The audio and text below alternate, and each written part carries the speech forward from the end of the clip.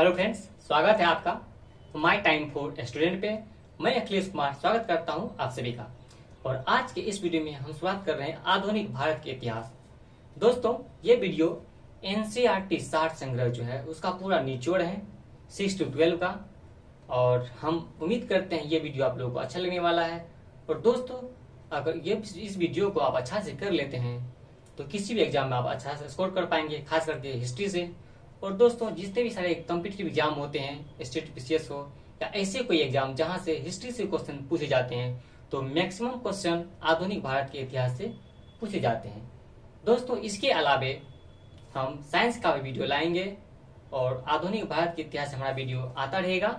और बहुत जल्द आप लोगों के लिए बिहार स्पेशल वीडियो भी लाएंगे। दोस्तों, आधुनिक भारत के जितने भी प्रमुख चैप्टर हैं और उनमें जितने वन लाइनर क्वेश्चन बनते हैं हम उनको देखने वाले हैं। तो आइए दोस्तों, वीडियो की शुरुआत करते हैं। आधुनिक भारत का इतिहास, यूरोपीय कंपनियों का आगमन, ये पार्ट फर्स्ट है। और हम प्रयास करेंगे कि 3 या 4 पार्ट में इसको कवर करने का, आधुनिक भारत को। तो दोस्तों, ये पहला क्वेश्चन बन रहा है वो है, व्यापार हेतु समुद्री मार्ग से भारत आने वाले प्रथम यूरोपीय कौन थे? तो वो थे पुर्तगाली थे।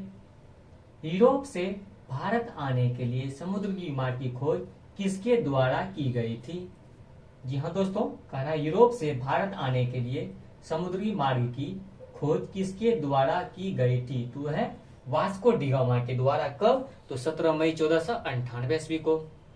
नेक्स्ट है, वास्को डिगामा ने अपनी यात्रा की शुरुआत पुर्तगाल से कब की? दोस्तों, क्वेश्चन तो ये भी आ सकता है कि आखिर वास्को डिगामा ने अपनी यात्रा की शुरुआत पुर्तगाल से कब की थी? ये भी आ सकता है क्वेश्चन। तो यही क्वेश्चन है दोस्तों। 8 जुलाई 1497 ईस्वी को पुर्तगाल से वास्को डिगामा ने अपनी यात्रा की शुरुआत की थी। और दोस्तों, इसके साथ 4 अन्य जहाज भी थे और 170 से ज्यादा आदमी इनके साथ चल रहे थे। तो दोस्तों, वो चारों जहाज थे, आइए उनका भी नाम देखते हैं।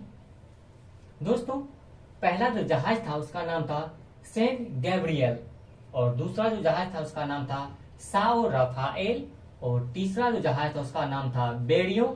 दोस्तों, चौथे जहाज का कोई नाम नहीं था क्योंकि वह सिर्फ सामान ढोने के लिए काम में लाया जाता था। दोस्तों, अब है कि भौगोलिक खोजों का युग किसने प्रारंभ किया? तो दोस्तों, पुर्तगाली एवं स्पेन वासियों ने। दोस्तों, भौगोलिक खोजों का युग जो प्रारंभ किया उसका श्रेय जाता है पुर्तगाल वासियों एवं स्पेन वासियों को। अब नेक्स्ट क्वेश्चन है, वास्को डिगामा ने उत्तमासा अंतरीप यानी केप ऑफ गुड होप के रास्ते चक्कर काटते हुए अब्दुल मनीब या अहमद इब्न मजीद नामक गुजराती पथ प्रदर्शक की सहायता से 90 दिनों की समुद्री यात्रा के बाद भारत के पश्चिमी तट पर, जी हाँ दोस्तों, भारत के पश्चिमी तट केरल में स्थित है, और जो उसका जो प्रमुख बंदरगाह था उसका नाम था कप्पर डापू। दोस्तों, आपसे ये भी पूछ सकता था कि वास्को डिगामा ने कालीकट जो बंदरगाह पे पहुंचा था उस बंदरगाह का क्या नाम था? तो काली टप्पू। दोस्तों, सॉरी कप्पर डापू उस बंदरगाह का नाम था। तो 20 मई 1498 ईस्वी को पहुंचा था, अपना बेड़ा उतारा था। दोस्तों, गूगल पे 20 मई 1498 दिया गया है। ल्यूसेंट एवं क्रोन में 17 मई 1498 को दिया हुआ है। तो एग्जाम में जिस तरह का क्वेश्चन आएगा उसके अनुसार आप कर लीजिएगा। नेक्स्ट है, पुर्तगाल के नाविक बार्थोलोमो डियाज ने 1487 ईस्वी में उत्तमासा अंतरीप को खोज निकाला। क्वेश्चन ये भी आ सकता है कि वास्को डिगामा ने जिस अंतरीप के रास्ते भारत आया था उसकी खोज किसने की थी? तो बार्थोलोमो डियाज ने। कब? तो 1487 ईस्वी में इसकी खोज की थी। अब नेक्स्ट है, कालीकट बंदरगाह पर किसने वास्को डिगामा का स्वागत किया? क्वेश्चन ये भी आ सकता है कि वास्को डिगामा का स्वागत कालीकट बंदरगाह पर किसने किया था?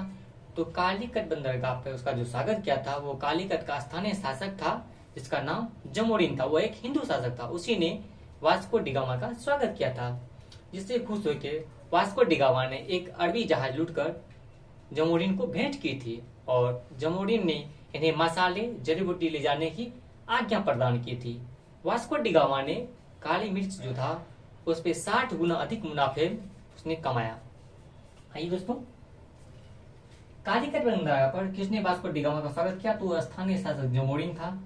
अब कह रहा है, वास्को डिगामा ने हेक्टर नामक जहाज पर मसाला एवं जड़ी बूटी ले गया। क्वेश्चन ये भी आ सकता है कि वास्को डिगामा ने जिस जहाज से मसाला ले गया था उसका क्या नाम था। तो दोस्तों उस जहाज का नाम था हेक्टर, यानी हेक्टर नामक जहाज पर वास्को डिगामा ने मसाला अपने देश पुर्तगाल ले गया था।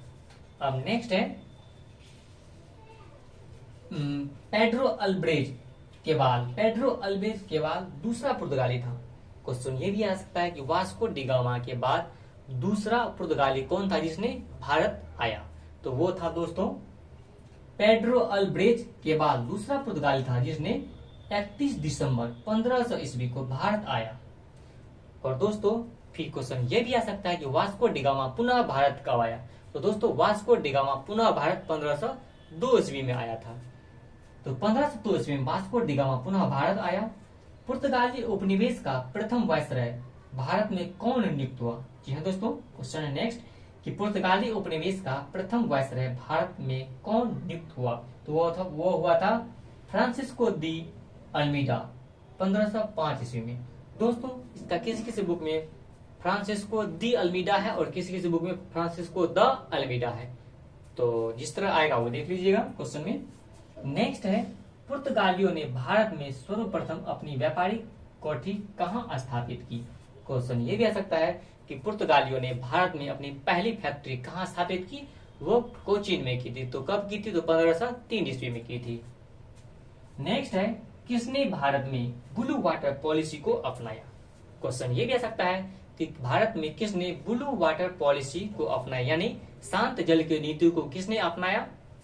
क्वेश्चन ये भी आ सकता है तो वो अपनाया था फ्रांसिस्को डी अल्मीडा। जी हाँ दोस्तों, फ्रांसिस्को डी अल्मीडा ने भारत में ब्लू वाटर पॉलिसी यानी शांत जल की नीति को अपनाया था। और नेक्स्ट है कि फ्रांसिस्को डी अल्मीडा का मुख्य उद्देश्य क्या था। तो फ्रांसिस्को डी अल्मीडा का मुख्य उद्देश्य था शांतिपूर्ण व्यापार करना। फ्रांसिस्को डी अल्मीडा के पश्चात अल्बुकर्क गवर्नर बना और उसने कोचीन को पुर्तगालियों का मुख्यालय बनाया।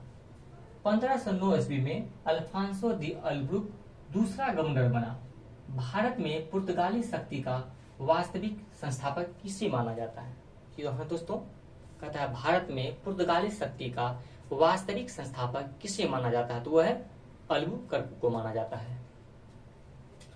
अल्बुकर्क ने बीजापुर के शासक सुल्तान आदिल शाह से गोवा कब छीना था। तो 1510 ईस्वी में छीना था। किससे। तो आदिल शाह से गोवा छीना था। नेक्स्ट है अल्फांसो दी अल्ब्रुक ने दक्षिणी पूर्व एशिया की महत्वपूर्ण मंडी मलक्का पर नियंत्रण कब किया। तो है 1511 ईस्वी में अल्फांसो दी अल्ब्रुक ने दक्षिणी एशिया की जो महत्वपूर्ण मंडी थी उसका क्या नाम था। मलक्का था। और उस पर इसने नियंत्रण कब किया था। तो 1511 ईस्वी में इसने नियंत्रण किया था। नेक्स्ट है भारत में तंबाकू की कृषि एवं प्रिंटिंग प्रेस को प्रारंभ करने का श्रेय किसको दिया जाता है। तो पुर्तगालियों को दिया जाता है। भारत में प्रिंटिंग प्रेस की स्थापना कब की गई थी। तो वर्ष 1956 में की गई थी। कहाँ। तो गोवा में। किसके द्वारा। तो पुर्तगालियों के द्वारा। पुर्तगाल मध्य अमेरिका से तंबाकू, आलू और मक्का भारत लाए थे। कहां से। मध्य अमेरिका से। नेक्स्ट है अनानास, पपीता, बादाम, काजू, मूंगफली, शकरकंद, लीची और संतरा पुर्तगालियों की देन थी जो अन्य देश से प्राप्त किया गया था। नेक्स्ट है 1515 ईस्वी में प्रथम चर्च का निर्माण गोवा में किया गया था। जी हाँ दोस्तों, क्वेश्चन ये भी आ सकता है कि गोवा में प्रथम चर्च की स्थापना कब की गई थी। तो है 1515 ईस्वी में गोवा में चर्च का स्थापना किया गया था। इसका नाम था सेंट जेवियर। और दोस्तों उस चर्च का नाम था सेंट जेवियर। क्वेश्चन ये भी आ सकता है कि सेंट जेवियर ने भारत कब और किसके साथ आया था।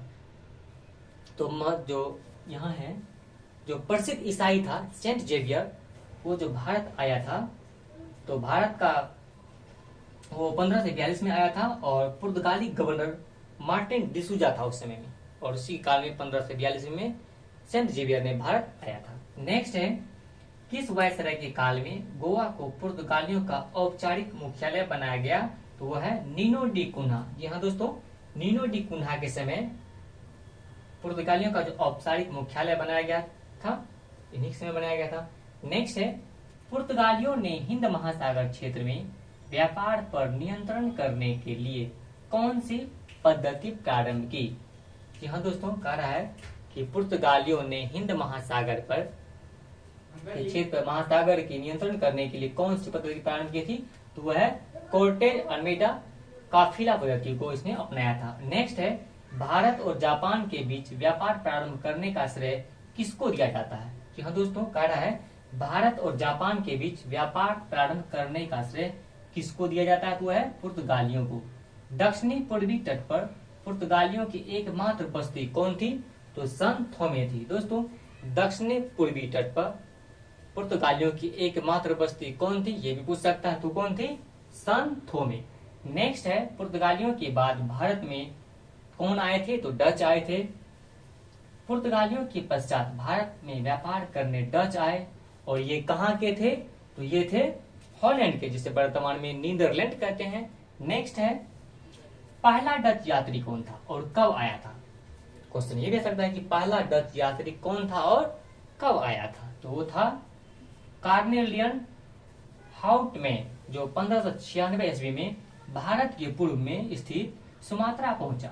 1602 ईस्वी में विभिन्न डच कंपनियों को मिलाकर एक विशाल व्यापारिक संस्था की स्थापना की गई, जिसका मूल नाम था VOC। नेक्स्ट है, डच ने भारत में अपनी पहली व्यापारिक कोठी यानी फैक्ट्री कब खोली? तो 1605 ईस्वी में। क्वेश्चन है कि डच ने भारत में अपनी पहली फैक्ट्री कब स्थापित की? तो 1605 ईस्वी में। कहाँ? तो मसूलीपट्टनम में। नेक्स्ट है, 1610 ईस्वी में डचों ने चंद्रगिरी के राजा के साथ समझौता कर एक अन्य दूसरी फैक्ट्री की स्थापना की तथा उसे अपना मुख्यालय बनाया। डचों ने यहीं पर अपने स्वर्ण सिक्के पेगोडा को ढाला था। डचों ने जकार्ता को जीतकर 1619 ईस्वी में इसके खंडरों पर बेटेविया नामक नगर बसाया। डचों ने जकार्ता को जीतकर उस पर कौन सा नगर बसाया था? तो बेटेविया नामक नगर की स्थापना की थी। किसने? डच ने। तो आई होप कि ये वीडियो आप लोगों को अच्छा लगा होगा। दोस्तों, अगर ये वीडियो अच्छा लगा तो वीडियो को लाइक जरूर कीजिएगा, अपने दोस्तों के साथ शेयर कीजिएगा और चैनल को सब्सक्राइब कर बेल आइकन जरूर दबाइएगा। दोस्तों, मिलते हैं नेक्स्ट वीडियो में। और हाँ दोस्तों, जो भी नए स्टूडेंट हैं वो चैनल को जरूर सब्सक्राइब कीजिएगा। तो दोस्तों, मिलते हैं नेक्स्ट वीडियो में। तब तक के लिए नमस्कार, जय हिंद दोस्तों।